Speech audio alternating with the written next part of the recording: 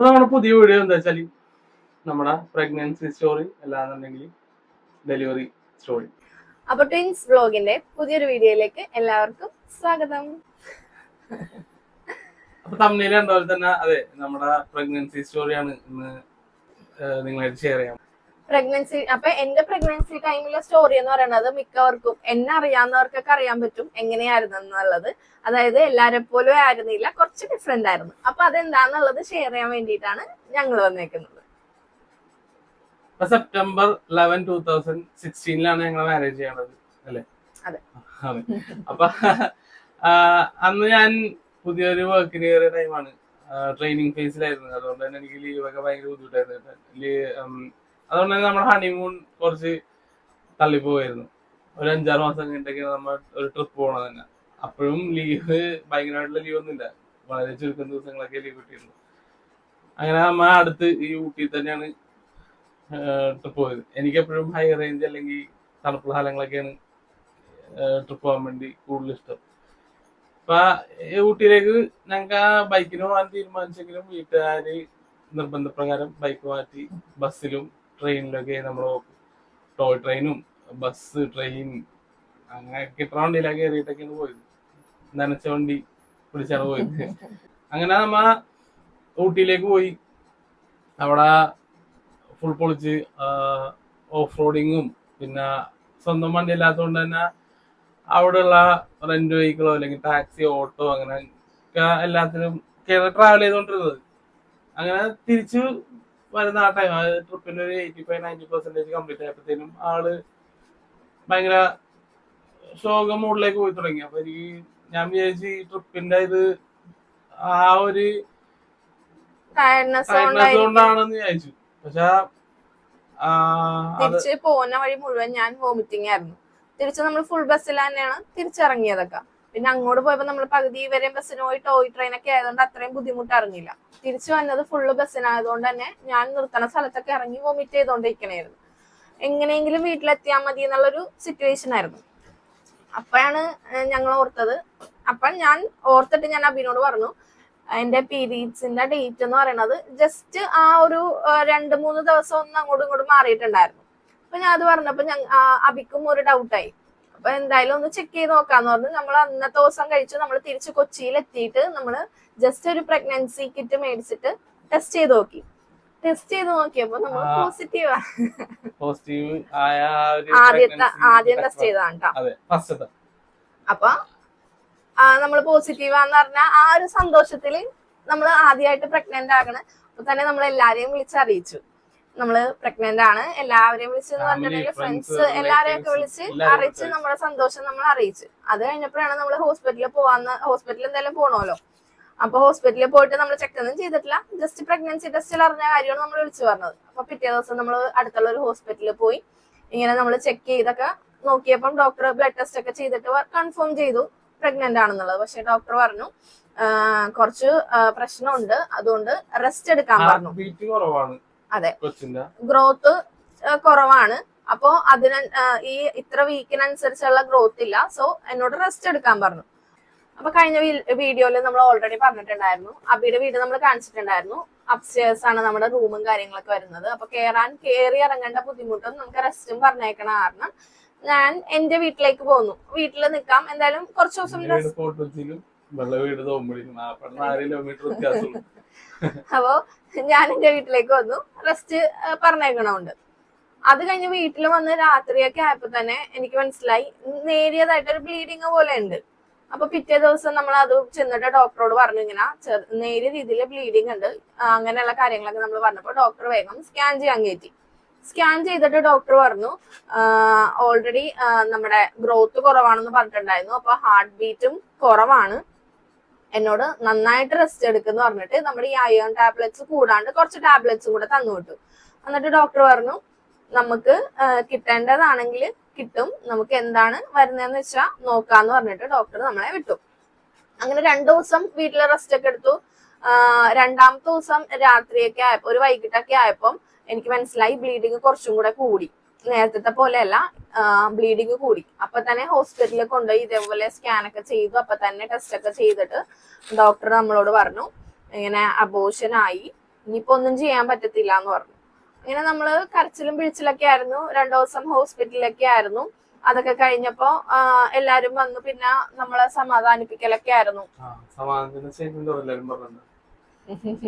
അതായത് ഇപ്പൊ already Abbott ആയതുകൊണ്ടിട്ട് ഇനി ആകാൻ സുഖമായിരിക്കും എന്നാണ് എല്ലാവരും പെട്ടെന്ന് പറഞ്ഞ അടുത്തത് പെട്ടെന്ന് ആയിക്കോളും, കുഴപ്പമൊന്നുമില്ല, ചെറിയ പ്രായമല്ലേ, എന്തിനാണ് വിഷമിക്കണേ എന്നൊക്കെ പറഞ്ഞ എല്ലാരും ഭയങ്കര സമാധാനിപ്പിക്കലായിരുന്നു. പിന്നെ ആ കുറച്ചു ദിവസത്തെ ആ ഒരു വിഷമത്തിന് ശേഷം പിന്നെ നമ്മൾ ആ നോർമൽ നമ്മുടെ ലൈഫിലേക്ക് വന്നു. കാരണം വിഷമിച്ചിട്ട് കാര്യമില്ല, life has to go on. നമ്മ ഡിസ്കസ് ചെയ്ത് അങ്ങാടും ഇങ്ങാടും ഇത് പോയി അടുത്ത എന്തായാലും നോക്കാം എന്നുള്ള ആ ഒരു മൂഡിലേക്ക് മാറിയിട്ട് ഞങ്ങൾ പിന്നെയും ലൈഫൊക്കെ പൊളിച്ചു തുടങ്ങി. ബാക്ക് ടു ലൈഫായി നോർമലായിട്ട് പോയിക്കൊണ്ടിരിക്കണായിരുന്നു. അങ്ങനെ കുറച്ചു ദിവസം പോയി. പിന്നെ കുറച്ചധികം ദിവസം ആയപ്പോഴത്തേനും ഒരു 2-3 മാസമൊക്കെ കഴിഞ്ഞ് കഴിഞ്ഞപ്പം നമ്മളപ്പ ഇപ്പൊ തന്നെ ഇനി അടുത്തതാകുമല്ലോ എന്നുള്ളൊരു മെന്റാലിറ്റി ആയിരുന്നു നമുക്ക്. പക്ഷെ കുറച്ചു ദിവസം പോയി കഴിഞ്ഞപ്പോ നമുക്ക് മനസ്സിലായി പ്രഗ്നന്റ് ആകണില്ല. ഓരോ മാസം നമ്മൾ അതിനു വേണ്ടിയിട്ട് എക്സ്പെക്ട് ചെയ്ത് നിൽക്കണേണ്, പക്ഷെ ആകുന്നില്ല. പിന്നെ നമുക്ക് തന്നെ ഒരു ടെൻഷനായി. നമ്മള് വിചാരിച്ചു ഒന്ന് ഡോക്ടറെ കൺസൾട്ട് ചെയ്ത് നോക്കാം, ആദ്യത്തേത് അബോട്ട് ആയതല്ലേ എന്നൊക്കെ വിചാരിച്ചിട്ട് നമ്മള് ആ ഹോസ്പിറ്റലിൽ പോയില്ല. നമ്മൾ ഇവിടെ അടുത്ത് ഉള്ള വേറൊരു ഹോസ്പിറ്റലിൽ പോയി. അങ്ങനെ ഇങ്ങനെ നമ്മൾ ടെസ്റ്റ് ഒക്കെ ചെയ്ത് നോക്കി എന്തെങ്കിലും കുഴപ്പമുണ്ടോ എന്നൊക്കെ. അബോഷൻ ആയതുകൊണ്ട് ഡോക്ടറും പറഞ്ഞു നമുക്ക് ടെസ്റ്റ് ഒക്കെ ചെയ്ത് നോക്കാം. ചെയ്തൊക്കെ നോക്കി കഴിഞ്ഞപ്പോ വേറെ ഒരു പ്രശ്നങ്ങളും ഇല്ല. ഡോക്ടർ പറഞ്ഞ ആയിക്കോളും, വേറെ കാര്യങ്ങളും പ്രശ്നങ്ങളൊന്നും ഇല്ലല്ലോ എന്ന് പറഞ്ഞിട്ട് അയൺ ടാബ്ലറ്റ്സ് തന്നെ തന്നു. ഫസ്റ്റത്തെ ആ ഒരു ഹോസ്പിറ്റലിലല്ല നമ്മ കാണിച്ചത്, വേറെ ഹോസ്പിറ്റലിൽ കൊച്ചി തന്നെയുള്ള വേറൊരു ഹോസ്പിറ്റലാണ് കാണിച്ചത്. അവിടുത്തെ ഡോക്ടർ അശ്വതി ശ്രീറാം അതാണ് ഡോക്ടറിന്. ടു ബി ഫ്രാങ്ക്, അങ്ങനത്തെ ഒരു ഡോക്ടർ എല്ലാവർക്കും കിട്ടിയാൽ അടിപൊളിയായിരിക്കും. അത്രയും മെച്ചൂരിറ്റി ഉണ്ടായിരുന്ന ഡോക്ടറിന് കാര്യങ്ങൾ അടിപൊളിയായിട്ട് ഹാൻഡിൽ ചെയ്തു. ഫസ്റ്റ് തൊട്ടിട്ട് പറഞ്ഞു തുടങ്ങുകയാണെന്നുണ്ടെങ്കിൽ നമ്മൾ കൺസൾട്ട് ചെയ്തു, ഇങ്ങനെ അബോട്ട് ആയതാന്ന് പറഞ്ഞു. നോർമൽ ആയിട്ടുള്ള ടാബ്ലറ്റ്സ് ഒന്നും ട്രൈ ചെയ്ത് നോക്ക് ആകും എന്ന് പറഞ്ഞിട്ട് അങ്ങനെ നമ്മ ഓരോ മാസം ട്രൈ ചെയ്യും. ഇതൊക്കെ ഓരോ മാസം ട്രൈ ചെയ്ത് നമ്മ നെഗറ്റീവായി പോണ പ്രഗ്നൻസി ഡിറ്റക്ടർ. നമ്മുടെ ഓരോ മാസം നമ്മൾ ഇങ്ങനെ പീരീഡ്സ് ഡേറ്റ് കഴിഞ്ഞിട്ടുണ്ടെങ്കിൽ പിന്നെ ആ ഒരു മാസം നമ്മൾ ഭയങ്കര എക്സ്പെക്ടേഷനിലായിരിക്കും. അപ്പൊ നമ്മൾ ഓരോ മാസം ശരിക്കും പറഞ്ഞിട്ടുണ്ടെങ്കിൽ ചില സമയത്ത് ഡേറ്റും കൂടെ ആയിട്ടുണ്ടാവൂല. അതിന് മുമ്പേ നമ്മൾ പ്രഗ്നൻസി കിറ്റ് മേടിച്ചിട്ട് ടെസ്റ്റ് ചെയ്ത് നോക്കും. പിന്നെ ടെസ്റ്റ് ചെയ്ത് കരച്ചിലായിരിക്കും, സങ്കടമായിരിക്കും. ഇങ്ങനെ തന്നെ കണ്ടിന്യൂ പോയിക്കൊണ്ടിരിക്കണായിരുന്നു. മാർച്ചൊക്കെ ആയപ്പോഴത്തേനും മാർച്ചൊക്കെ ആയി കഴിഞ്ഞപ്പോ നമ്മൾ ഇതേപോലെ യൂഷ്വലി ടെസ്റ്റ് ചെയ്യണ പോലെ ടെസ്റ്റ് ചെയ്ത് നോക്കിയപ്പോ 2018 ആയിട്ടോ, 2017 കഴിഞ്ഞ് 2018 ആയി. അത്രാം മാസം എല്ലാ മാസവും ഇതൊക്കെ തന്നെ നമ്മ ആ സൈക്കിൾ എത്തുമ്പോഴത്തേനും നോക്കും, ആയിരുന്നാവൂല, വിഷമത്തോടെ നടക്കും, പിന്നെയും അടുത്ത സൈക്കിൾ കൊണ്ട് വെയിറ്റ് ചെയ്യും. ഇങ്ങനെ കണ്ടിന്യൂ പോയി. 2018 മാർച്ചില് പോസിറ്റീവ് കാണിച്ചു. ആ പോസിറ്റീവ് കാണിച്ച ഡിറ്റക്ടറാണ്. നിങ്ങൾ ശരിക്കും കാണിച്ചു തന്നെയാണ് വീണ്ടും എടുത്ത് കാണിക്കുന്നത്. ഇനിയും ഉണ്ട്, അതായത് ബാക്കി കുറച്ചൊക്കെ വീട്ടിലാണ്, എന്റെ വീട്ടിലുണ്ട്. ഇത് ഞങ്ങൾ ഡോക്യുമെന്റ്സ് ആണെന്നുണ്ടെങ്കിലും എല്ലാ പേപ്പേഴ്സും ഉണ്ട്. നമ്മുടെ ആദ്യത്തെ ടെസ്റ്റ് ചെയ്താണെങ്കിലും ആദ്യത്തെ സ്കാൻ ചെയ്തതാണെങ്കിലും അതിനുശേഷം എന്റെ രണ്ടാമത്തെ പ്രഗ്നൻസിയുടെ ഫുൾ ബില്ലുകളാണെങ്കിലും സ്കാൻ ചെയ്ത റിപ്പോർട്ടുകളാണെങ്കിലും ഒന്നും നമ്മൾ കളഞ്ഞിട്ടില്ല. എല്ലാ ഡോക്യുമെന്റ്സും ഉണ്ട്, എല്ലാം അങ്ങനെ കെയർ ചെയ്ത് വെച്ചിട്ടുണ്ടായിരുന്നു. കാരണം ഫസ്റ്റ് പറഞ്ഞ പോയിന്റ് ആ വിഷമം എത്രത്തോളം ഉണ്ടാകുന്നത് അത് ഞങ്ങളുടെ വിഷമം ഞങ്ങൾക്ക് അല്ലാണ്ട് വേറെ ആയിരിക്കും പറഞ്ഞാൽ മനസ്സിലായില്ല. അപ്പൊ അതുകൊണ്ടിട്ട് അത്രയും കെയർ ചെയ്ത് തന്നെയാണ് നോക്കിയത്. അപ്പൊ അങ്ങനെ മാർച്ചില് ഈ പോസിറ്റീവ് ന്യൂസ് കിട്ടി. അപ്പൊ പറഞ്ഞില്ല, അത് ഹൈഡ് ചെയ്ത് വെച്ചു. ഡോക്ടറും പറഞ്ഞു ഇങ്ങനെ ഇപ്പൊ തന്നെ നോക്കണം, ഇപ്പൊ ഒന്നും പറയാനായിട്ടില്ല, നിങ്ങൾ വെയിറ്റ് ചെയ്യും, കോംപ്ലിക്കേഷൻസ് ഉണ്ടാകാൻ ചാൻസ് ഉണ്ട്. കാരണം ഫസ്റ്റ് അബോർഷൻ ഹിസ്റ്ററി ഉള്ളതുകൊണ്ടിട്ട് ഒന്നും പറയാൻ പറ്റില്ല എന്നുള്ള ആ ഒരു രീതിക്കായിരുന്നു ഡോക്ടർ പറഞ്ഞത്. നമ്മ അങ്ങനെ വെയിറ്റ് 2 മാസം കഴിഞ്ഞു, 2 മാസം സ്കാനിങ് കഴിഞ്ഞു. 3-ാമത്തെ മാസത്തെ സ്കാനിങ്ങിന് ഞാനും അതിനു മുമ്പ് തന്നെ 2-ാമത്തെ മാസം റെസ്റ്റ് പറഞ്ഞിട്ട് ഈ 3 മാസം ഒന്നും ആയില്ല. 2-ാമത്തെ മാസം ആയപ്പോ തന്നെ മാർച്ച് കുറച്ച് കഴിഞ്ഞ ഏപ്രിൽ സ്റ്റാർട്ടിങ്ങിൽ തന്നെ എനിക്ക് വീണ്ടും ബ്ലീഡിങ് ആയി. വീണ്ടും ബ്ലീഡിങ് ആയി കഴിഞ്ഞപ്പോ ശരിക്കും എല്ലാരും നല്ലോണം ടെൻഷൻ അടിച്ചു. വീട്ടിലാണെങ്കിലും ഞങ്ങളാണെങ്കിലും ഒക്കെ നല്ലോണം ടെൻഷൻ അടിച്ചു. കാര്യം ഫസ്റ്റ് ടൈം നമുക്കറിയാം ബ്ലീഡിങ് വന്ന് അബോർഷൻ ആയതാണ്. നല്ലോണം എല്ലാരും ടെൻഷൻ അടിച്ചു. ഹോസ്പിറ്റലിൽ അഡ്മിറ്റ് ആയിരുന്നു. ഒരു 3-4 ദിവസത്തേക്ക് ഹോസ്പിറ്റലിൽ അഡ്മിറ്റ് ആയിരുന്നു. അതിന്റെ ഇഞ്ചക്ഷനും കാര്യങ്ങളൊക്കെ ആയിട്ട് ഹോസ്പിറ്റലിൽ തന്നെ ആയിരുന്നു. അപ്പൊ വീണ്ടും നമുക്കൊരു 1 മന്തോളം ഇഞ്ചക്ഷൻ ഉണ്ടായിരുന്നു. അപ്പൊ ഡോക്ടർ ഇങ്ങനെ നമ്മളെ ഹോസ്പിറ്റലിൽ കിടന്ന് ഇഞ്ചക്ഷൻ എടുക്കണ്ടല്ല എന്ന് പറഞ്ഞിട്ട് ബെഡ് റെസ്റ്റ് പറഞ്ഞേക്കണായിരുന്നു. 3 മാസം ബെഡ് റെസ്റ്റ് തന്നെ പറഞ്ഞു. എണീറ്റൊന്നും നടക്കണ്ട, നമുക്ക് നന്നായിട്ട് നോക്കിയാലേ ശരിയാകുള്ളൂ എന്ന് പറഞ്ഞിട്ട് ബെഡ് റെസ്റ്റ് പറഞ്ഞേക്കണായിരുന്നു. ശരിക്കും ഞങ്ങൾ ആ ടൈമില് എവിടെയും പോയിട്ടില്ല. അതായത് പ്രഗ്നന്റ് ആയത് അറിഞ്ഞോട്ടിട്ട് ഡെലിവറി ആകണ വരെ ഞങ്ങൾ എവിടെയും പോയിട്ടില്ല. ഓരോ പ്രഗ്നന്റ് ലേഡീസും പോണതും അല്ലെങ്കിൽ ഒരു ഫോട്ടോഷൂട്ടും ഒരു സാധനം ഉണ്ടായിട്ടില്ല. എനിക്ക് ഇഷ്ടമുള്ള ഒരു സാധനം കഴിക്കാൻ പറ്റില്ല, എനിക്ക് ഒരു സ്ഥലത്ത് പോകാൻ പറ്റില്ല, എനിക്ക് ഒരു ഇതും ഉണ്ടായിരുന്നില്ല. ഇപ്പോഴും ഞങ്ങ ഏതെങ്കിലും ഒരു പ്രഗ്നന്റ് ലേഡിനെ കാണുമ്പോ അല്ലെങ്കിൽ ആ പ്രഗ്നന്റ് ലേഡിയും ഹസ്ബൻഡും ബൈക്കിലോ കാറിലോ ഒക്കെ പോകുമ്പോ ഞങ്ങൾ ഇപ്പോഴും പറയാറുണ്ട്, ഇതൊക്കെ ഭാഗ്യല്ലേ, ഞങ്ങൾക്കിത് അങ്ങനെ എൻജോയ് ചെയ്യാൻ പറ്റിയിട്ടില്ല. ആ ഒരു സിറ്റുവേഷനിലായിരുന്നു നമ്മ പോയിക്കൊണ്ടിരുന്നത്.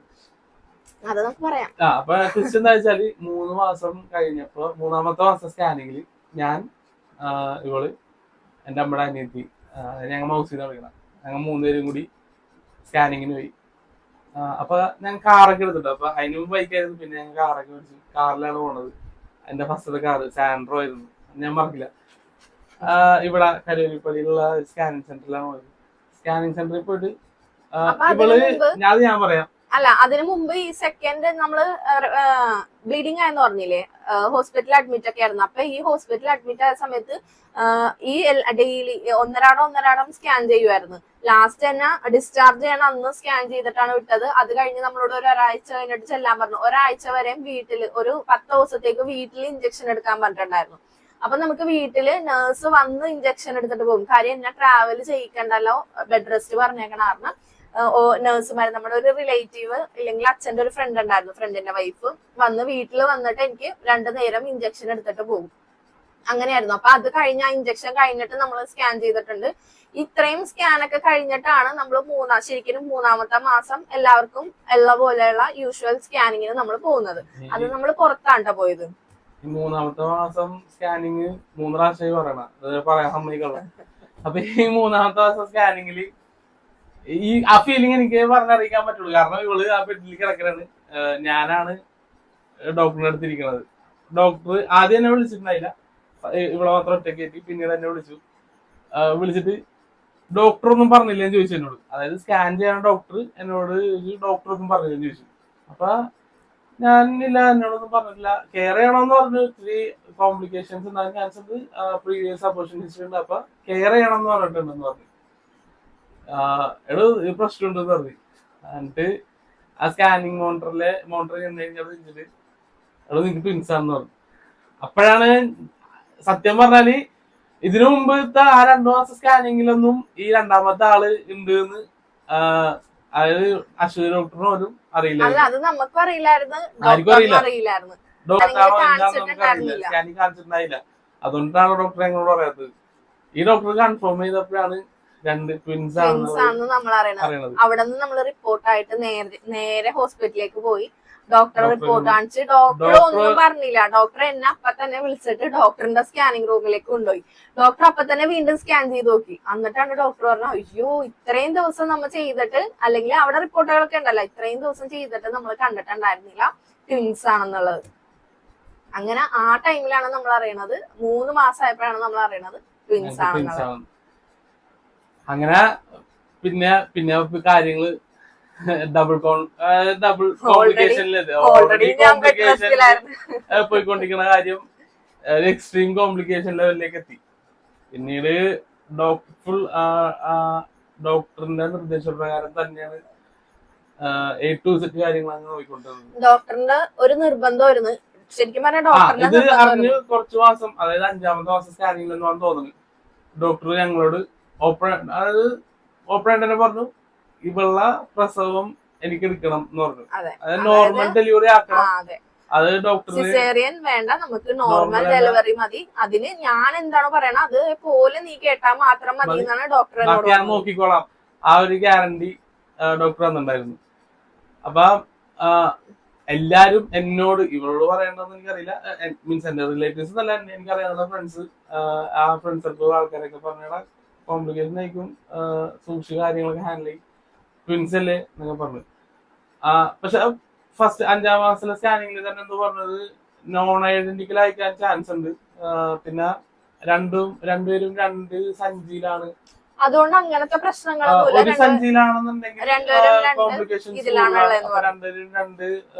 പക്ഷെ വേറെ പ്രശ്നങ്ങളൊക്കെ ഉണ്ടായിരുന്നു. എനിക്ക് ഫുൾ ബെഡ് റെസ്റ്റ് പറഞ്ഞേക്കണായിരുന്നു, നമ്മുടെ പ്ലാസന്റ് ഇറങ്ങി വരുന്നത് അങ്ങനെയുള്ള പ്രശ്നങ്ങളൊക്കെ ഉണ്ടായിരുന്നു. അപ്പൊ എന്നോട് പറഞ്ഞു സ്റ്റിച്ച് ഇടുന്ന കാര്യങ്ങള് ഇതൊക്കെ ഒഴിവാക്കാൻ വേണ്ടിയിട്ട് എന്നോട് പറഞ്ഞു ഫുൾ ബെഡ് റെസ്റ്റ്. ഒരു 2 ദിവസം ഞാൻ എണീറ്റ് നടക്കാൻ തുടങ്ങി കഴിഞ്ഞാൽ 3-ാമത്തെ ദിവസം എന്തെങ്കിലും പ്രശ്നം, അപ്പൊ എന്നോട് പറയും ഫുൾ ബെഡ് റെസ്റ്റ്, എണീക്കരുതെന്ന് പറഞ്ഞു. ഒരു 4 മാസം 5 മാസം ആയപ്പോ എന്നോട് പറഞ്ഞു ഇനി എണീക്കേ വേണ്ട, നീ ഭക്ഷണം കഴിക്കാനും എണീക്കേണ്ട, ബെഡിൽ തന്നെ കിടന്നാ മതി എന്ന് പറഞ്ഞു. വാഷ്റൂമിൽ പോണെങ്കിലും ഒരാൾ കൂടെ വേണം. എന്നോടും അമ്മനോടും ജോലിക്ക് പോകും. അപ്പൊ അത് പറയാണ്ടിരിക്കാൻ പറ്റില്ല. എന്റെ അമ്മേനെ എനിക്ക് ഫുഡ് വാരി തന്നതും കുളിപ്പിക്കണതും എല്ലാ കാര്യങ്ങളും എന്നെ നോക്കിക്കൊണ്ടിരുന്നത് എന്റെ അമ്മയാണ്. അപ്പൊ ഞാൻ വീട്ടിൽ വന്ന് നിക്കണോണ്ട് അതല്ല, അബി ഉണ്ടായിരുന്നു കേട്ടോ. അബീനെ ഞാൻ ഇവിടെ കൂടെ നിർത്തിയേക്കണായിരുന്നു. ആ ടൈമില് നമുക്കറിയാലോ, എനിക്ക് മാറി നിക്കണത് എനിക്കത് ചിന്തിക്കാൻ പറ്റുന്നുണ്ടായില്ല. ഞാൻ അബീനെ കൊണ്ടുവന്നാണ് ഇവിടെ നിർത്തിയിട്ടുണ്ടായിരുന്നു. അപ്പൊ അതൊന്നുമല്ല ഞാൻ പറയാൻ വന്നത്. അപ്പൊ ഞങ്ങൾ 2 പേരും കിടക്കുന്നത് AC ഉള്ളത് അമ്മയുടെ റൂമിലാണ്, അതേപോലെ അറ്റാച്ച്ഡ് ബാത്റൂം ഉള്ളതും അമ്മയുടെ അച്ഛന്റെ റൂമിൽ മാത്രമേ ഉള്ളൂ. ബാക്കിയുള്ള 2 റൂമിലും അറ്റാച്ച്ഡ് ബാത്റൂം ഒന്നുമില്ല. അപ്പൊ ഞാനിങ്ങനെ ബെഡ് റെസ്റ്റ് ആയതുകൊണ്ട് അമ്മയുടെ അച്ഛന്റെ റൂമിലാണ് ഞങ്ങൾ കിടന്നുകൊണ്ടിരുന്നത്. പക്ഷെ അമ്മക്കാണെങ്കിൽ ഒരു പ്രശ്നമുണ്ട്, അമ്മക്ക് വേറെ റൂമിലൊന്നും കിടന്ന അമ്മക്ക് ഉറക്കം വരൂല. അങ്ങനെ കുറെ പോയി കഴിഞ്ഞപ്പോ അമ്മക്ക് കാര്യം മനസ്സിലായി, എനിക്ക് ഫുൾ ബെഡ് റെസ്റ്റ് പറഞ്ഞേക്കണെയാണ്, അമ്മക്ക് ഉറങ്ങാൻ പറ്റണില്ല. അങ്ങനെ ലാസ്റ്റ് എന്ത് ചെയ്തെന്ന് വെച്ചാല് എനിക്ക് എന്റെ റൂമിൽ തന്നെ അച്ഛൻ AC ഒക്കെ മേടിച്ച്, പുതിയ AC ഒക്കെ മേടിച്ച് ഫിറ്റ് ഒക്കെ ചെയ്ത് തന്ന് എന്നെ അങ്ങോട്ടേക്ക് ആക്കി. AC ഒക്കെ കിട്ടില്ല, എനിക്ക് ഭയങ്കര ചൂടായിരുന്നു കേട്ടോ. ഈ 2 പേര് ഓൾറെഡി പ്രഗ്നൻസി ടൈമിൽ എല്ലാവർക്കും ഉണ്ടാവും ഭയങ്കര ചൂട്, ബോഡി ഭയങ്കര ഹീറ്റ് ആയിരിക്കും. എനിക്കെന്ന് പറഞ്ഞാൽ ഭയങ്കര ചൂടായിരുന്നു, രാത്രി ഉറക്കയില്ല, ഇങ്ങനെ ഓരോ പ്രശ്നങ്ങളായിരുന്നു. അത് വേറെ കാര്യങ്ങളുണ്ട്. ഞാൻ നൈറ്റ് ഷിഫ്റ്റ് വർക്ക് ചെയ്യണം. അപ്പൊ രാത്രിയായിരിക്കും ഞാൻ എണീക്കുന്നത്. അപ്പൊ അതായത് mid night, extreme mid night 1:30, 2:30 ആ ടൈമിലേക്ക് ഷിഫ്റ്റ്, അല്ലെങ്കിൽ 3:30 ഷിഫ്റ്റ്. 2:30 ഞാൻ വീട്ടിൽ നിന്ന് ഇറങ്ങണം. അപ്പൊ 1:30 എണീക്കേണ്ടി വരും, ഫുഡ് പ്രിപ്പയർ ചെയ്യേണ്ടി വരും. അപ്പൊ അങ്ങനത്തെ ഫുഡ് പ്രിപ്പയർ ചെയ്യലൊന്നും നടക്കുന്ന കാര്യമൊന്നുമില്ല. എന്നാലും ഇവളെ കൊണ്ട് പറ്റണത്, ഇവളെ അനക്കാറില്ല, രാത്രി ഉണ്ടാക്കി വെച്ചത് മാറ്റി വെക്കുക. അങ്ങനെ ഞാൻ എടുത്തു കൊടുക്കാൻ എന്നോട് ഒന്നും ചെയ്യാൻ പാടെന്ന് പറയണം. എന്നാലും ഞാൻ പതുക്കെ എണീറ്റ് ചിലപ്പോ തേച്ചൊക്കെ കൊടുക്കുമല്ലോ ഷർട്ടൊക്കെ, ആരും കാണാണ്ട്. രാത്രിയല്ലേ, ഇപ്പൊ രാത്രിക്ക് എണീച്ച് ഷർട്ടൊക്കെ തേച്ചൊക്കെ കൊടുക്കുക എന്തെങ്കിലുമൊക്കെ. അപ്പൊ എനിക്ക് ഉറങ്ങേണ്ട ആവശ്യമില്ല, എന്തായാലും അഭി പോവാൻ ഇപ്പൊ എണീക്കും. അപ്പൊ ആ ഒരു മൈൻഡില് ഞാൻ ആ റൂമിൽ എന്തെങ്കിലും ഫോൺ നോക്കിയാ, പിന്നെ കുറച്ച് കഴിഞ്ഞപ്പോ ബെഡ് റെസ്റ്റ് ആയതുകൊണ്ട് തന്നെ ഞാൻ പറഞ്ഞില്ലേ അന്നോട്ട് ഇന്നോല, അതായത് ഞാൻ എവിടെയെങ്കിലും പോയാല് ആ ഡെസ്റ്റിനേഷൻ എത്തിയിട്ട് വിളിച്ചു കഴിഞ്ഞാലേ പുള്ളിക്കാരി ഉറങ്ങുള്ളൂ. അത് ഇപ്പോഴും മാറാത്തൊരു കാര്യമാണ്. അപ്പൊ ഈവൻ ഞാൻ ഓഫീസ് വർക്കിലേക്ക് പോകണമെന്നുണ്ടെങ്കിലും എന്റെ കോള് വെയിറ്റ് ചെയ്തിരിക്കും. കോള് വന്നതിന് ശേഷം മാത്രമേ ഉറങ്ങണമെങ്കിൽ ഉറങ്ങുള്ളൂ, അല്ലാന്നുണ്ടെങ്കിൽ ബാക്കി എന്ത് അടുത്ത എന്ത് ചെയ്യണമെങ്കിലും ആൾക്ക് എന്റെ ഒരു കൺഫർമേഷൻ, അതായത് ഞാൻ അവിടെ എത്തി എന്നുള്ള ഒരു ഗ്യാരണ്ടി യൂസ്ഡ് ആയിട്ടാ. ഇവിടെ നിന്ന് അഭി ഓഫീസിൽ പോണെങ്കിൽ അവിടെ എത്തിക്കഴിയുമ്പോ എത്തിന്ന് പറഞ്ഞ് ടൈം ഉണ്ടാവില്ലായിരിക്കും ചിലപ്പോ, എന്നാലും അവിടെ ചെന്നിട്ട് ജസ്റ്റ് കോൾ ചെയ്തിട്ട് എത്തിയിട്ടാന്ന് പറഞ്ഞു കഴിഞ്ഞാല് ഒരു സമാധാനം ആവുള്ളൂ. അന്നും അതേപോലെ തന്നെ, അതായത് 2:30 ഞാനിവിടെ ഇറങ്ങിയെങ്കിലും ഞാൻ അവിടെ എത്താൻ ഒരു 45 മിനിറ്റ്സ് എടുക്കും. കാക്കനാട് ഉള്ളവർക്കാണ്. അപ്പൊ ആ 45 മിനിറ്റ് ഉറങ്ങാണ്ട് വിളിക്കാണ്ടിരിക്കും. ഞാൻ അവിടെ എത്തിയതിനു ശേഷം മാത്രമേ ഉറങ്ങുള്ളൂ. അങ്ങനെ പോയി. അത് കഴിഞ്ഞപ്പോ ഞാൻ പറഞ്ഞു തീർത്തില്ല, AC വെച്ചാന്ന്. എനിക്ക് AC വെച്ചതിന് ഫുൾ ബെഡ് റെസ്റ്റ് ആയി കഴിഞ്ഞപ്പം എനിക്ക് വാഷ്റൂമിൽ ഞാൻ പറഞ്ഞില്ല അറ്റാച്ച്ഡ് ബാത്റൂം ഉള്ളത് അമ്മയുടെ റൂമിൽ മാത്രമാണ്. അപ്പൊ ഞാൻ എന്തെങ്കിലും ആവശ്യത്തിന് ഇവിടെ നിന്ന് എണീറ്റ് ആ റൂം വരെ നടക്കണം. അപ്പൊ കുറെ കഴിഞ്ഞപ്പോ നമ്മളോട് ഡോക്ടർ പറഞ്ഞു ബെഡിൽ നിന്ന് എണീക്കാനേ പാടില്ല എന്ന് പറഞ്ഞു. കഴിഞ്ഞപ്പം ആദ്യം AC വെച്ചെന്ന്, പിന്നെ അത് കഴിഞ്ഞപ്പോ അച്ഛൻ അറ്റാച്ച്ഡ് ബാത്റൂം പണിതെന്ന് എന്റെ റൂമിൽ തന്നെ. അത് കഴിഞ്ഞിട്ട് പിന്നെയും എനിക്ക് ബോറടിയല്ലേ, എനിക്ക് വേറെ ഒന്നും ചെയ്യാൻ പറ്റില്ല. ഫോൺ യൂസ് ചെയ്യാൻ പാടില്ല, നീ വന്നവരും പോണവരും മുഴുവൻ പറഞ്ഞോണ്ടിരിക്കും. അപ്പൊ പിന്നെ ലാസ്റ്റ് എനിക്ക് ഒരു TV വരെ മേടിച്ച് എല്ലാം സെറ്റ് ചെയ്ത് തന്നു വോളിൽ. ബിഗ് ബോസ് അപ്പോഴാണ് ഞാൻ ബിഗ് ബോസ് അഡിക്റ്റ് ആയത്, ഞാൻ അപ്പോഴാണ്. അന്ന് ഉറങ്ങി ബിഗ് ബോസ് ഇന്ന് വരെ ഞാൻ ഉറങ്ങുമ്പോഴാണെങ്കിലും അവിടെ ടി വിയിൽ ഓടിക്കൊണ്ടിരിക്കും. ഞാൻ ഫുള്ള് അഭി എന്തായാലും എണീക്കും. അപ്പൊ ഞാൻ ആ 9 മണിക്കത്തെ ഇത് കഴിഞ്ഞ് പിന്നെ ഏഷ്യനെറ്റ് പ്ലസിലുണ്ടാവും, പിന്നെ അതിന്റെ റിപ്പീറ്റഡ് വേർഷൻ ഉണ്ടാവും. അപ്പൊ ഇതൊക്കെ ഇരുന്ന് ഇങ്ങനെ കണ്ടോണ്ടിരിക്കില്ലെങ്കിൽ ഞാൻ എന്തെങ്കിലും ഫിലിം ഇട്ട് പെൻഡ്രൈവില് ഒരു ഫിലിം കയറ്റി തന്നിട്ടുണ്ടാവും, ഇതിരുന്ന് കണ്ടോണ്ടിരിക്കും. എന്നിട്ട് ഞാൻ ഉറങ്ങണത്, എനിക്ക് ശരിക്കും ഉറക്കം വരുന്നത് ഒരു 5:30 മണിയൊക്കെ ആകുമ്പോ എന്റെ ഉറക്കം വരും. അപ്പോഴാണ് ഞാൻ കിടന്ന് ഉറങ്ങണത്. പിന്നെ പകലൊക്കെ ഞാൻ ഉറക്കമായിരിക്കും, പക്ഷെ രാത്രി എനിക്ക് ഉറക്കമേ ഉണ്ടായിരുന്നില്ല. അങ്ങനത്തെ ഒരു സിറ്റുവേഷൻ ആയിരുന്നു. അങ്ങനെ ഒരു 6 മാസം കഴിഞ്ഞപ്പോഴത്തേനും ഡോക്ടർ പറഞ്ഞു അതൊക്കെ എണീറ്റ് നടന്നോളാം. അതല്ല ഞാൻ പറയുന്നത്, എല്ലാവരും കിടക്കണ കട്ടിലേക്ക് ഫ്ലാറ്റ് ആയിട്ട്, അതായത് ഈ സർഫസ് പോലെ.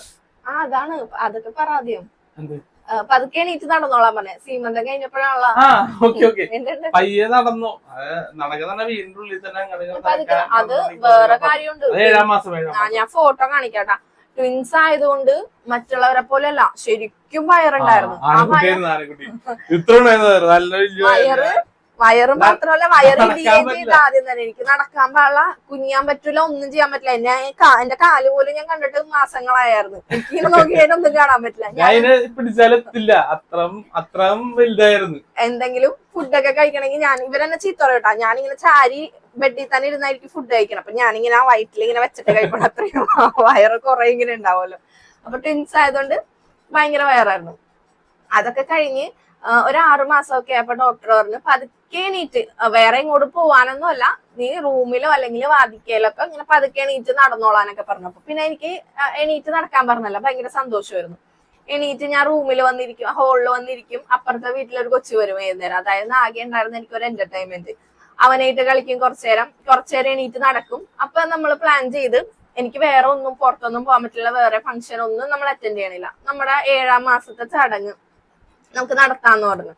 അപ്പൊ ഇവർക്ക് അത് ശരിക്കും നല്ലൊരു ചടങ്ങായിട്ടൊക്കെ നടത്താൻ ഇവരുടെ നല്ല ഇതില് നടത്തും, സീമന്തമായിട്ട്. അപ്പൊ നമ്മൾ അതിന് സാരി എടുക്കാൻ പോണം. നമ്മൾ വിചാരിച്ച് കുറെ നാളായില്ലേ പുറത്തൊക്കെ പോയിട്ട്, എന്നെയും കൊണ്ട് പോയി സാരി ഷോറൂം അങ്ങനെ പ്ലാൻ ചെയ്ത് പോയി. ഷോറൂമിലുണ്ട് സ്പെഷ്യൽ റൂമൊക്കെ ആയിരുന്നു നമുക്ക്. അതായത് സാധാരണ സ്ഥലത്ത് നിന്നല്ല, അത്രം കേറണ്ടെന്നൊക്കെ പറഞ്ഞിട്ട് ഗോഡൌണിന്റെ സൈഡിലായിട്ട് റൂമിലൊക്കെയാണ് നമുക്ക് സാരി കാണിച്ചോണ്ടത്. ജയലക്ഷ്മിയിലാണ് ഞങ്ങൾ പോയത് സാരി എടുക്കാൻ. അവര് കൊണ്ടുവന്നെല്ലാം കാണിച്ചൊക്കെ തന്ന് അങ്ങനെ അവിടെ നിന്ന് സാരി എടുത്ത്, അന്നൊരു ദിവസം സാരി എടുക്കാൻ മാത്രമേ കൊണ്ടുപോകും കേട്ടോ. സാരി എടുത്ത് നേരെ തിരിച്ച് വീട്ടിൽ കൊണ്ടുവന്നാക്കി. അത് കഴിഞ്ഞ് സീമന്തം നടത്തി.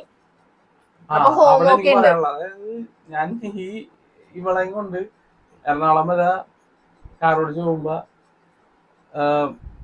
ഓക്കെ സ്ലോയിൽ പോണത് ബുദ്ധിമുട്ടാണ്, ബാക്കിൽ തന്നെ വണ്ടികൾക്ക് ബുദ്ധിമുട്ടായിരിക്കും. പക്ഷെ എനിക്ക് എന്റെ കാര്യം നോക്കണ്ടേ, അതായത് എന്റെ വൈഫ് പ്രഗ്നന്റ് ആണ്, അതിലെന്തൊരു കോംപ്ലിക്കേഷൻ ഉണ്ടെന്നുള്ള എനിക്കറിയാം. ഞാൻ ഹസാർഡ് ലൈറ്റ് ഇട്ടിട്ട് പോയാൽ പോലും ആൾക്കാര് തെറി വിളിച്ചിട്ട് പോണായിരുന്നു.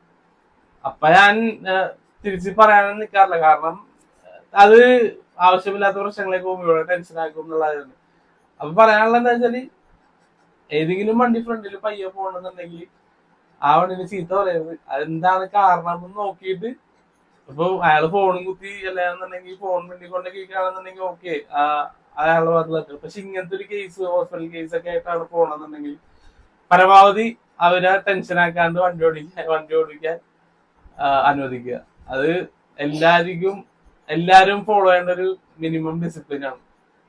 അത് ജസ്റ്റ് ഞാൻ പറഞ്ഞെന്നുള്ളൂ. എനിക്ക് ആ ടൈമിൽ ഞാൻ എക്സ്പീരിയൻസ് ചെയ്തൊരു ഭയങ്കര ഒരു ബുദ്ധിമുട്ട് കാര്യമാണ്. കഴിഞ്ഞ് നമ്മുടെ 7 മാസത്തെ സീമന്തം ചടങ്ങായി. അപ്പൊ നമ്മൾ അത്യാവശ്യം ആൾക്കാരെയൊക്കെ വിളിച്ചിട്ടുണ്ട്. വീട്ടിലൊരു ഹോമൊക്കെ ഉണ്ടായിരുന്നു. ഹോമം കഴിഞ്ഞിട്ട് ബാക്കി പരിപാടി ഹോളിലായിരുന്നു. അപ്പൊ ഇതിനൊക്കെ ഇന്ന് രാവിലെ ഇല്ല, ഇവളെ നിലത്തിരുത്തിയൊന്നുമില്ല, ശരിക്കും നിലത്തേക്ക് ഇരുത്തിയിട്ടൊക്കെയുള്ള നിലത്തിരിക്കാൻ പറ്റൂല വയറും കൊണ്ട്. റെസ്റ്റ് പറഞ്ഞേക്കണ്.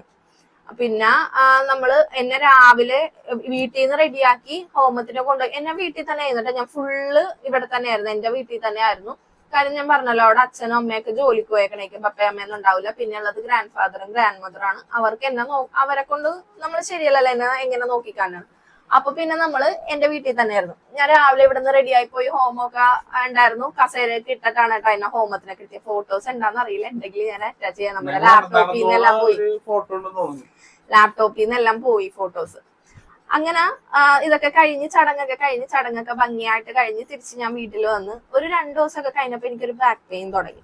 അതിന്റെയും ഫുൾ ഡീറ്റെയിൽസ് അഡ്മിറ്റ് ഹോസ്പിറ്റലിൽ അഡ്മിറ്റ് ആയതിന് കയ്യും കണക്കില്ല കേട്ടോ. ഈ ഒരു 7 മാസം 8 മാസത്തിന്റെ ഇടയിൽ ഞാൻ അഡ്മിറ്റ് ആയതിന് കയ്യും കണക്കില്ല. ബാക്ക് പെയിൻ വരും, ആദ്യം തന്നെ ബ്ലീഡിങ്ങിൽ തുടങ്ങി, പിന്നെ ബാക്ക് പെയിൻ, വയറുവേദന, എനിക്കൊരു സാധനം തിന്നാൻ പറ്റൂലായിരുന്നു. എന്തെങ്കിലും സാധനം തിന്നിട്ടുണ്ടെങ്കിൽ ഗ്യാസ് കയറും, വോമിറ്റിംഗ്. സാധാരണ പ്രഗ്നന്റ് ലേഡീസിന് വന്ന ഒരു പ്രശ്നങ്ങളും എനിക്കുണ്ടായിരുന്നില്ല. ഛർദില് എനിക്കുണ്ടായിരുന്നില്ല. വേറെ എന്തെങ്കിലും കണ്ടാൽ ഓക്കാനം വരെ, അല്ലെങ്കിൽ എന്തെങ്കിലും ഫുഡ് കഴിക്കാൻ അതെനിക്ക് പിടിക്കൂല എന്ന് പറയാം, അങ്ങനെ ഒന്നും ഉണ്ടായില്ല. എല്ലാ ഫുഡും ഞാൻ വാരി വലിച്ച് തിന്നുമായിരുന്നു. ഭയങ്കര വിശപ്പായിരുന്നു. ഇതൊക്കെയായിരുന്നു എന്റെ പ്രശ്നങ്ങള്. ഭയങ്കര വിശപ്പായിരുന്നു. പിന്നെ ആർക്കും വരാത്ത കുറെ കാര്യങ്ങൾ എനിക്ക് വരുള്ളൂ. എനിക്ക് വന്നേക്കണെന്ന് വെച്ചിട്ടുണ്ടെങ്കിൽ എന്റെ ഈ കൈയുടെ ഇവിടെ എനിക്ക് നീര് വെക്കും. എന്നിട്ട് ഈ കൈ ഭയങ്കര വേദനയായിരുന്നു. ഈ കൈ അനക്കാൻ പറ്റില്ല. 2 കൈയും ഈ ഒരു ഭാഗത്ത് നീര് വെച്ചിട്ട് എനിക്ക് അനക്കാൻ പറ്റില്ലായിരുന്നു.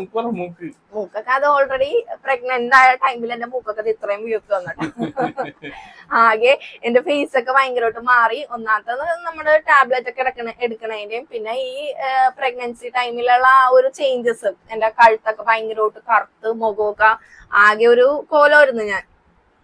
അങ്ങനെ ആയി.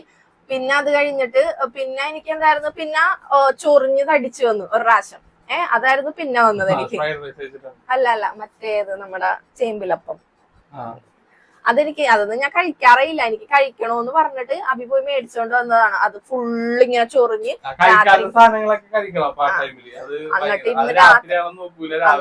ഫുള്ളിരുന്ന് ചൊറിഞ്ഞ് രാത്രി ഒന്നും ഉറക്കൂല. ഒരാഴ്ച അങ്ങനെയായിരുന്നു. മൊത്തം ശരീരം മൊത്തം ചൊറിയാന്ന.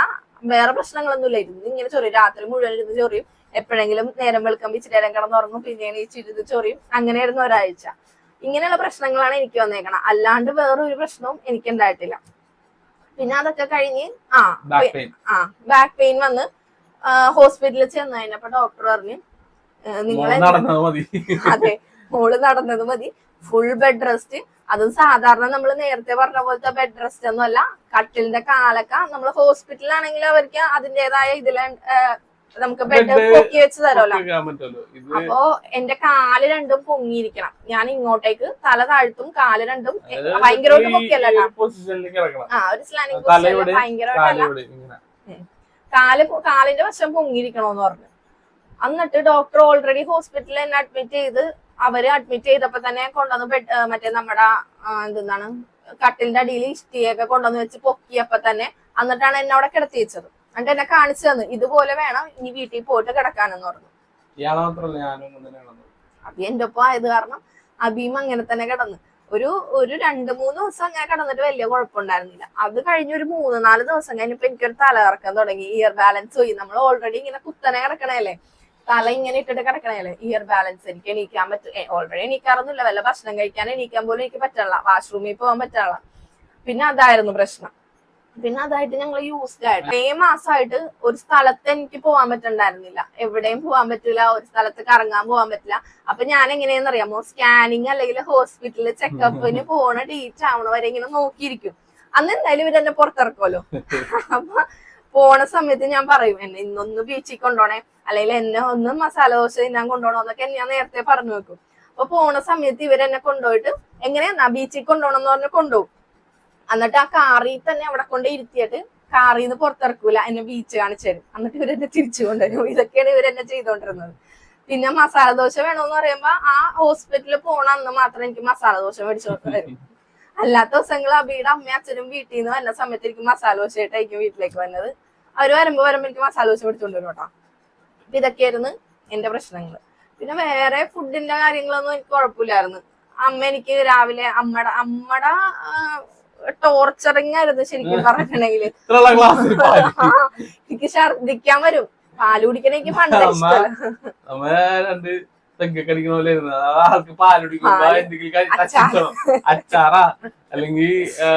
എന്തെങ്കിലും സാധനം കറിയാ എന്തെങ്കിലും മേടിച്ചു വെക്കും. എന്നിട്ട് ഞാൻ പാല് കുടിക്കും, ഇതെടുത്ത് നക്കും. അത് എങ്ങനെയോ ഞാൻ കുടിക്കും. ആ ഒരു അത്രയും മാസം എങ്ങനെ പോയെന്ന് എനിക്കറിയാൻ പാടില്ല. പാല് പിന്നെ അത് അങ്ങനെ അമ്മ കുറെ സാധനങ്ങൾ അമ്മ ഇങ്ങനെ ടൈമിന് ഓരോ സാധനം എനിക്ക് ഇങ്ങനെ കൊണ്ടുവന്നൊരു മുട്ട പുഴുങ്ങി കൊണ്ടുവന്ന് വെക്കും. അത് കഴിയുമ്പോ അടുത്ത ജ്യൂസ് കൊണ്ടുവന്ന് വെക്കും.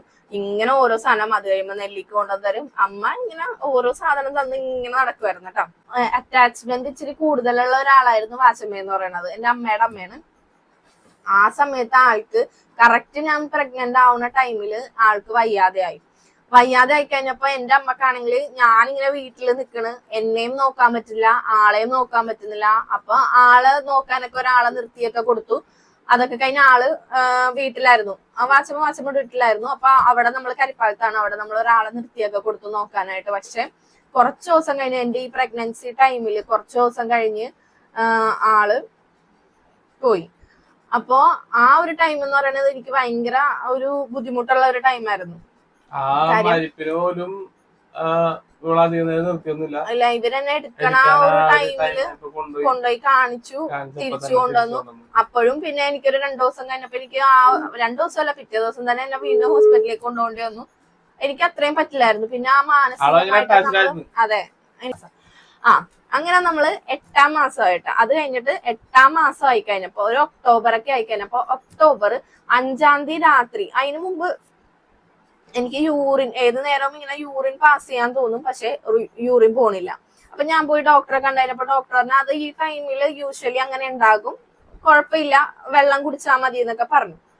അതൊക്കെ കഴിഞ്ഞ് തിരിച്ചു വന്ന് ഈ 5-ാം തീയതി രാത്രി ഫുള്ളും എനിക്കിങ്ങനെ എന്തോ ഭയങ്കര ബുദ്ധിമുട്ടായി. ഓൾറെഡി എനിക്ക് ട്വിൻസ് ആണ്, എനിക്ക് അങ്ങോട്ട് ചരിഞ്ഞടക്കാൻ പറ്റില്ല, ഇങ്ങോട്ട് ചരിഞ്ഞടക്കാൻ പറ്റില്ല. എനിക്ക് ഒരു ഇച്ചിരിയെങ്കിലും കംഫർട്ടബിൾ ആയിട്ടുള്ള പൊസിഷൻ എന്ന് പറയുന്നത് നേരെ കിടക്കാനാ. പക്ഷെ നേരെ കിടക്കാനാണെങ്കിൽ ഇവരോട്ട് സമ്മതിക്കുകയില്ല. എന്നാലും ഞാൻ ഇടക്ക് നേരെ കിടക്കോട്ടാ. അപ്പൊ ഈ 2 പേരുള്ളതുകൊണ്ട് തന്നെ ഞാൻ ഇപ്പുറത്തേക്ക് ചരിഞ്ഞ് കിടന്നിട്ടുണ്ടെങ്കിൽ ഫുൾ വെയിറ്റ് ഇപ്പുറത്തെ സൈഡിലായിരിക്കും. ഞാൻ ഇവരുടെ കയ്യിൽ കാലൊക്കെ പിടിക്കും ഇങ്ങനെ പൊങ്ങി വരുന്ന സമയത്തൊക്കെ. ശരിക്കും നമുക്കറിയാൻ പറ്റും 2 പേരും കൂടെ വെയിറ്റ് ഇപ്പുറത്തെ സൈഡിലായിരിക്കും. അപ്പൊ എനിക്ക് കുറച്ചു നേരത്തേക്ക് പിന്നെ നേരാകാൻ പറ്റില്ല, ഇപ്പുറത്തേക്ക് തിരിയാൻ പറ്റില്ല, അങ്ങനത്തെ കുറച്ച് ബുദ്ധിമുട്ടൊക്കെ ഉണ്ടായിരുന്നു. അപ്പൊ ഈ 5-ാം തീയതി രാത്രി അബിക്ക് ഷിഫ്റ്റിന് പോകണം. ആ സമയത്ത് നമുക്ക് ഡേറ്റ് ആയിട്ടില്ല, ഓൾറെഡി 8 മന്ത് ആയിട്ടുള്ളൂ. അപ്പൊ അതും വേറെ അധികം പ്രശ്നങ്ങളൊന്നുമില്ല. ആൾക്കിടക്ക് ഇങ്ങനെ ബാക്ക് പെയിൻ വരും, അലർജി വരും, ഇങ്ങനത്തെ കാര്യങ്ങള്. അപ്പൊ അന്നേ ദിവസം ഈ ഒക്ടോബർ 5th രാത്രി ഞാൻ ജോലിക്ക് പോണ ടൈമിലും ഒന്നും ഉറങ്ങിയിട്ടില്ല ഞാൻ കിടക്കും. പക്ഷെ വലിയ ബുദ്ധിമുട്ടൊന്നും എന്നോട് പറഞ്ഞിട്ടില്ല അന്ന്. അതായത് ഈ വേദന ഇങ്ങനെ ഇടയ്ക്ക് ഒരു വേദന പോലെ ഗ്യാസ് കയറുന്ന പ്രശ്നമുള്ള കാരണം ഞാൻ ഇത് അധികം മൈൻഡ് ചെയ്തില്ല. കാര്യം നമുക്ക് ഡേറ്റ് ആയിട്ടില്ലല്ലോ. ഇടയ്ക്ക് ഇങ്ങനെ ഒരു വേദന പോലെ വരും. പിന്നെ അപ്പൊ എനിക്ക് വാഷ്റൂമിൽ പോകാൻ തോന്നും, ഞാൻ പോകും. പക്ഷെ ഇങ്ങനെ ഞാൻ പറഞ്ഞില്ലേ, യൂറിൻ പാസ് ചെയ്യാൻ പറ്റണില്ല. ആ ഒരു സിറ്റുവേഷൻ ഞാൻ തിരിച്ചു വന്ന് കിടക്കും. ഇത് തന്നെ ഒരു 3-4 അല്ല, ഇത് തന്നെ അബി ഓഫീസിൽ പോയി കഴിഞ്ഞിട്ട് ഇത് തന്നെ. അപ്പൊ ഞാൻ അമ്മനോട് പറഞ്ഞ, അമ്മ അബി ഓഫീസിൽ 2:30 മണിയൊക്കെ ആകുമ്പോ അബി പോയി കഴിഞ്ഞാൽ അമ്മ വന്ന് റൂമിൽ കിടക്കോട്ടാ.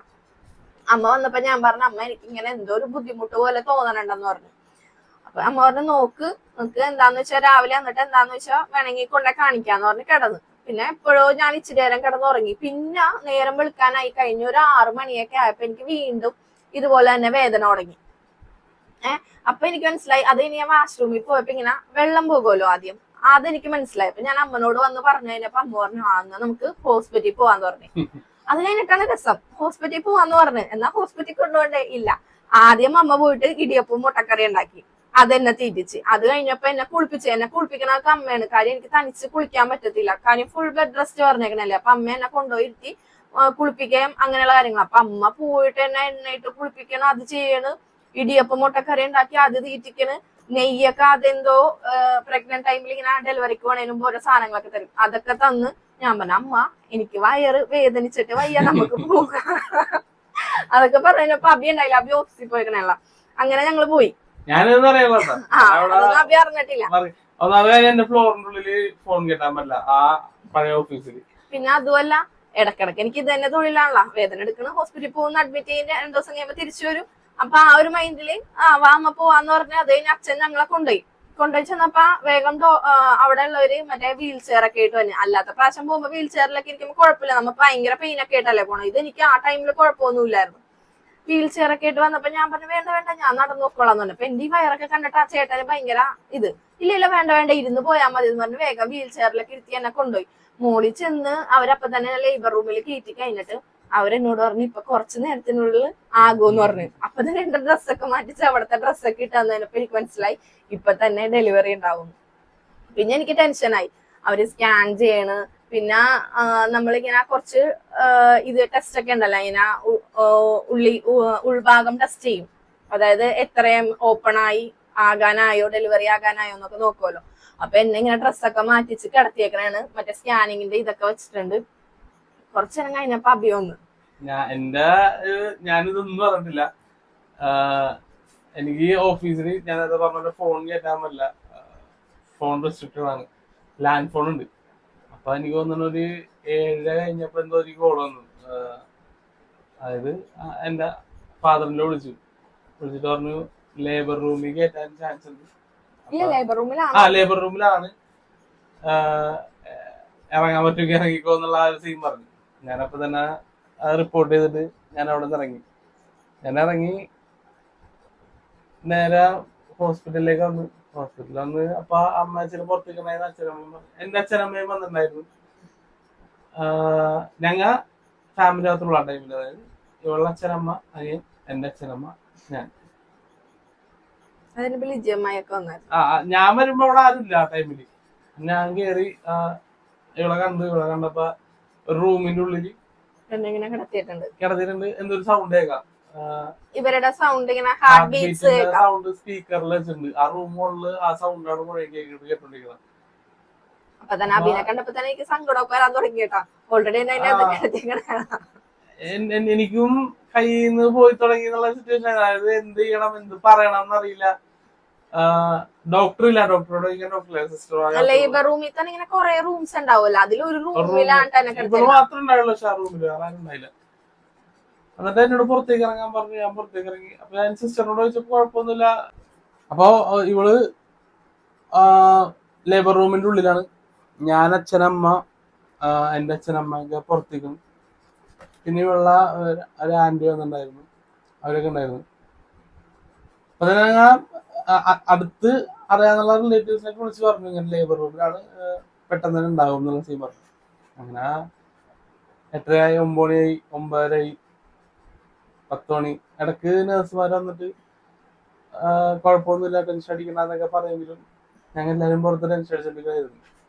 അത് ഞാൻ പ്രത്യേകിച്ച് പറയേണ്ട ആവശ്യമില്ലല്ലോ. ഇങ്ങനെ കോംപ്ലിക്കേറ്റഡ് ആയ കേസിൽ എന്തുമാത്രം ടെൻഷൻ ഉണ്ടാവുമെന്ന് എല്ലാവർക്കും അറിയാം.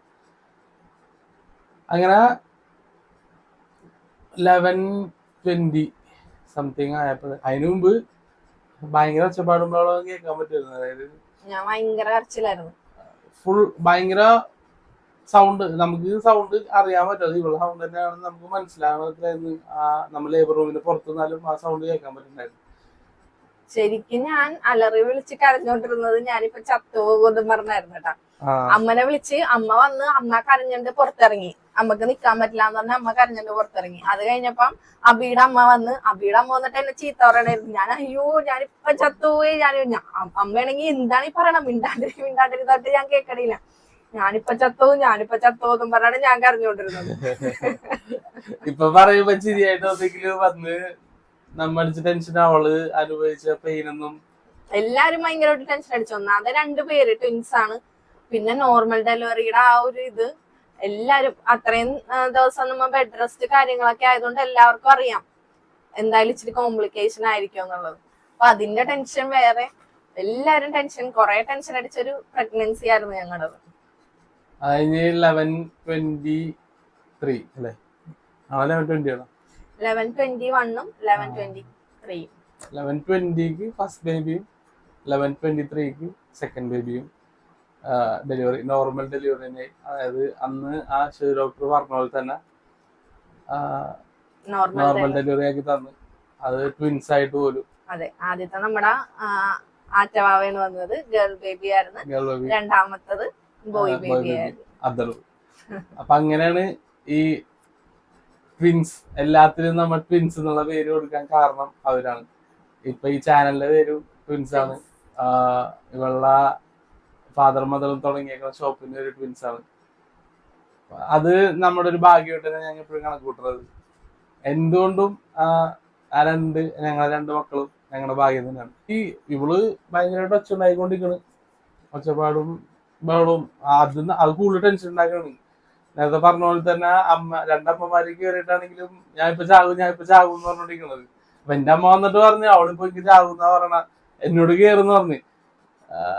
ഞാനപ്പ കേറിയാലും അത് എന്താകും എങ്ങനെ ആകും എന്ന് എനിക്കറിയില്ല. എനിക്കിപ്പോഴും ആ ഒരു കോൺഫിഡൻസ് ഉണ്ടോന്ന് എനിക്കറിയില്ല കേട്ടോ. ഞാൻ അന്ന് കേറിയില്ല.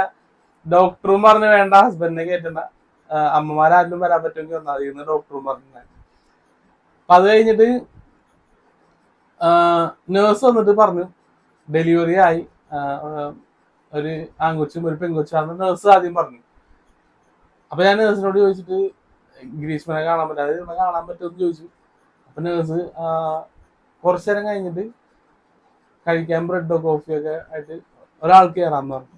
അങ്ങനെ ഞാൻ ഓടിപ്പോയിട്ട് ബ്രെഡും കോഫിയൊക്കെ മേടിച്ച് നേരെ ഓടി അവിടെ വെയിറ്റ് ചെയ്യണമായിരുന്നു വിളിക്കാൻ വേണ്ടി. വിളിച്ച് ഞാൻ ആദ്യം കയറി റൂമിലേക്ക് കയറിയിട്ട് ഇവളെ കണ്ടപ്പോ ഇവള് എനിക്ക് ബോധം ഉണ്ടായില്ല, എന്നാലും കണ്ണോർന്ന് ആള്. പക്ഷെ അതൊന്നും എനിക്ക് ഓർമ്മയില്ല. ഞാൻ ആദ്യം കൊച്ചിനെ കണ്ട ഒരാളുണ്ടായുള്ളൂ, ഗേൾ ബേബി ആയിരുന്നു. ഒരു ടേബിള്, ആ ടേബിളില് കിടത്തിണ്ടായിരുന്നു, ലൈറ്റ് വെച്ചിട്ടുണ്ട് മുകളില്. ഞാൻ നേഴ്സിനോട് ചോദിച്ചു ഒരാളും കൂടി ഇല്ലെന്ന് ചോദിച്ചു. ഇപ്പൊ കൊണ്ടുവരാന്ന് പറഞ്ഞു. അപ്പുറം ക്ലീൻ ചെയ്യാൻ കൊണ്ടുവരുന്നു. ഇതെന്റെ മോനെ കൊണ്ടുവന്നു. മോനെ ടേബിളില് രണ്ടുപേരും ഒരുമിച്ച് കിടത്തി. ഞാൻ രണ്ടുപേരെ കണ്ട് ഇവള് കാപ്പിയാണെന്ന് ചോദിച്ചിട്ട് ഇവള് മൈൻഡ് ചെയ്യല്ല. ഞാൻ നേരെ അതവിടെ വെച്ചിട്ട് നേഴ്സിനോട് പറഞ്ഞിട്ട് ഞാൻ പുറത്തിറങ്ങി. ഞാൻ വീട്ടുകാരോടൊക്കെ പറഞ്ഞിങ്ങനെ കാണുന്നു പെൺകൊച്ചാണ്, വെള്ള തുണിയിലൊക്കെ പോയി കിടത്തിട്ടുണ്ട്, ചെറിയ രണ്ട് സാധനങ്ങൾ അവിടെ അനങ്ങിക്കൊണ്ടിരിക്കട്ട്. നോക്കിയായില്ലേന്നൊന്നും എനിക്ക് മനസ്സിലായില്ല. ഇങ്ങനെ കൈയൊക്കെ ഇട്ട് ആട്ടിക്കൊണ്ടിരിക്കുന്നത് കണ്ടു. ചെറിയ രണ്ട് നമുക്ക് മര്യാദ ശ്രദ്ധിക്കാനൊന്നും പറ്റില്ല. എന്നിട്ട് ഞാൻ പുറത്തിറങ്ങി. അതിനുശേഷം കുറച്ച് കഴിഞ്ഞപ്പോ ഡോക്ടർ തന്നെ, അതായത് അശ്വതി ഡോക്ടർ തന്നെ പുറത്തേക്ക് വന്നു. ലേബർ റൂമിന്റെ പുറത്തേക്ക് രണ്ട് കൊച്ചുങ്ങളായിട്ട് വന്നു. എന്നിട്ട് എന്റെ പാരന്റ്സിന്റെ കൊടുത്തു.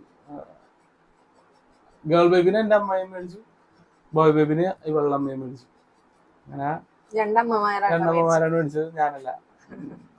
നമ്മ കാണുമ്പോഴുള്ള ഒരു ഹാപ്പിനെസ് വേറെ തന്നെയല്ലേ, നമുക്ക് ആ ഒരു ഫീൽ. പിന്നെ 2018 ആ ടൈമിലൊക്കെ ആയതുകൊണ്ട് നമുക്ക് വീഡിയോ എടുത്തൊക്കെയുള്ള ബോധമൊന്നും എടുത്തിട്ടില്ല. ഇപ്പൊ പക്ഷെ റീസെന്റ് എന്റെ ഫ്രണ്ടിന്റെ വൈഫിന്റെ ഡെലിവറി ഉണ്ടായിരുന്നു. അപ്പൊ ഞാൻ എന്റെ ഫോണിലുണ്ട് അവൻ കൊച്ചിനെ മേടിക്കണതും ലേബർ റൂമിന്റെ ഡോർ തുറക്കണതും. പക്ഷെ ആ ടൈമിലൊന്നും അതിനുള്ള അവർക്ക് തോന്നൂല, പക്ഷെ കൂടെ ഉള്ളവർക്ക് അതെന്തായാലും ഉണ്ടായില്ല. അത് കുഴപ്പമൊന്നുമില്ല, എന്റെ മനസ്സിൽ ഇപ്പോഴും ഉണ്ട്. ബേബി അറൌണ്ട് 2.4ഉം ഗേൾ ബേബി അറൌണ്ട് 1.9. ഗേൾ ബേബിയുടെ വെയിറ്റ് കുറവായിരുന്നു. ഫിസിക്കൽ അപ്പിയറൻസിലും രണ്ടുപേരും വലിയ വ്യത്യാസമൊന്നും ഇല്ലെങ്കിലും ഗേൾ ബേബി ഇച്ചിരി ക്ഷീണിച്ചിരിക്കണം. ടൈം ആയിട്ടുണ്ടായില്ല. ഇൻക്യുബുലേറ്ററിലൊക്കെ വെച്ചേക്കണായിരുന്നു കുറച്ച് ദിവസം. അങ്ങനത്തെ കുറച്ച് കാര്യങ്ങളൊക്കെ ആയിരുന്നു. പിന്നെ നമ്മളോട് പറഞ്ഞിട്ടുണ്ടായിരുന്നു വിസിറ്റേഴ്സിനെ ഒന്നും അനുവദിക്കുന്നുണ്ടായില്ല. ഇപ്പൊ ആരെയും കാണിക്കണ്ട, ഹോസ്പിറ്റലിൽ 4 ദിവസം കിടന്നുള്ളൂ. അത് കഴിഞ്ഞ് വീട്ടിലേക്ക് വന്നാലും റിലേറ്റീവ്സിനൊന്നും ഇപ്പൊ കാണിക്കണ്ട, ഒരു മാസം 1.5 മാസം കഴിഞ്ഞിട്ടൊക്കെ എല്ലാരെയും വിളിച്ച് കാണിച്ചാൽ മതി എന്ന് പറഞ്ഞപ്പോ ആദ്യത്തെ ദിവസം ഹോസ്പിറ്റലിൽ നിന്നത്. മൗസി എനിക്ക് ഇപ്പോഴും ഓർമ്മയുണ്ട്. മൗസി നിൽക്കുന്നത് എന്റെ അമ്മയുടെ അനിയത്തിനെ.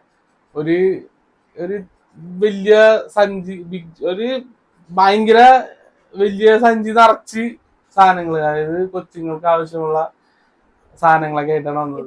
ഞാൻ സൂക്ഷിച്ചു വെച്ചിട്ടുണ്ട്. പിന്നെ ഒരു 4 ദിവസമൊക്കെ കഴിഞ്ഞ് 4 ദിവസം കഴിഞ്ഞപ്പോ നമുക്ക് ഡിസ്ചാർജ് ആയി വീട്ടിലേക്ക് വന്നിട്ട് എന്നെ ഒരാളെ നിർത്തി ഇവളെ നോക്കാനും കൊച്ചുങ്ങളെ നോക്കാനൊക്കെ ആയിട്ട് അങ്ങനെ കാര്യങ്ങളൊക്കെ ടേക്ക് കെയർ ചെയ്ത് പോയി. 10ാം വരെയൊക്കെ ആ പ്രഗ്നൻസി സ്റ്റോറിയിൽ കോംപ്ലിക്കേഷൻസും ടെസ്റ്റും ടേൺസ് ഒക്കെ ഉണ്ടായുള്ളൂ. അപ്പൊ അത് നിങ്ങളായിട്ട് ഷെയർ ചെയ്യണം എന്ന് വിചാരിച്ചാണ് ഷെയർ ചെയ്തത്. അപ്പൊ നമ്മുടെ ഈ കുട്ടി സ്റ്റോറി എല്ലാവർക്കും ഇഷ്ടപ്പെട്ടു എന്ന് വിചാരിക്കുന്നു. ചാനല് സപ്പോർട്ട് ചെയ്യുക, ലൈക്ക് ചെയ്യുക, ഷെയർ ചെയ്യുക, സബ്സ്ക്രൈബ് ചെയ്യാത്തവർ സബ്സ്ക്രൈബ് ചെയ്യുക. കൂടുതൽ ആൾക്കാരിലേക്ക് ചാനൽ എത്തിക്കാൻ ഹെൽപ്പ് ചെയ്യുക. അപ്പൊ അടുത്ത വീഡിയോയുമായിട്ട് ഞങ്ങൾ ഉടനെ വരും. Thank you.